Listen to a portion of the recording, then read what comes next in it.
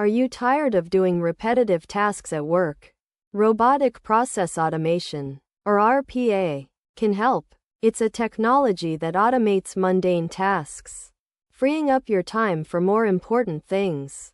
To get started with RPA in 2025, choose a tool like UiPath or Automation Anywhere, and learn the basics of workflow design. Start by identifying a simple process to automate, like data entry or file transfer, and break it down into smaller steps. Use a tool like Microsoft Power Automate to create a sample workflow. And practice, practice, practice. Subscribe to AutoTube for more RPA tutorials and tips. And watch our next video on Top 5 RPA Tools for Beginners to take your automation skills to the next level.